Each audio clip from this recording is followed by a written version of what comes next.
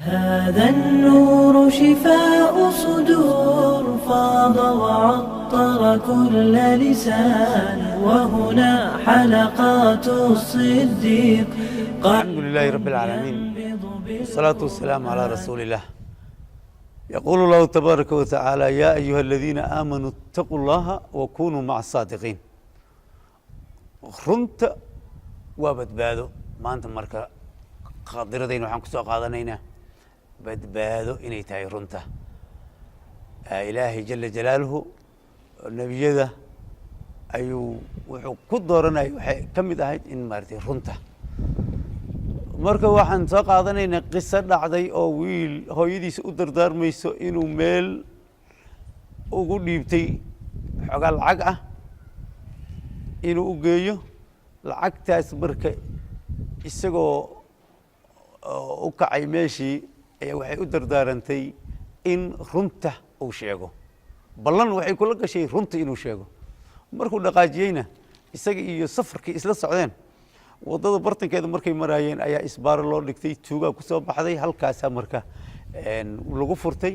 wiilkii waa la weydiiyey. waxaa la yidhi, wiilow adigana maxaad wadaa? wuxuu yidhi, aniga 300 diinaar baan aan wadaa. marka waxay u maleeyeen tuugadii inuu ku ciyaarayo.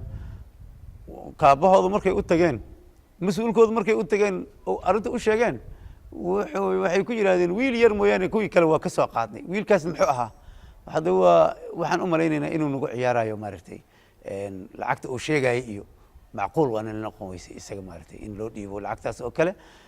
marka sidaasaa aan kaga soo tagnay. wuxuu yidhi, ii keena. markii loo keenay uu weydiiyey lacagtii uu soo bixiyey oo runtiis markay tahay la ogaaday, ayaa wuxuu yidhi, war soonama ogid inaan lacagta kaa qaadanayno? markuu waa ogahay u dhahay, laakiin waxaa igu kallifay ballan baan hooyaday ka soo qaaday inaan runta aan mooyaane wax kale aan sheegin, runta aan ku dadaalo. marka mas-uulkii tuugadaasi ninkii mas-uulka ah wuxuu yidhi, adigana ballantii hooyadaada ku dadaalaysaa, aad ilaalinaysaa, inaad jebisid diidaysaa, anigana ilaahay ballantiisaan ku tumanay. marka halkaas iyo bartaasuu ku toobo keenay. wuxuu yidhi, waa toobo keenay, u celiya xoolahooda. wiilkii iyo oo maaragtay safarkiina waa badbaaday.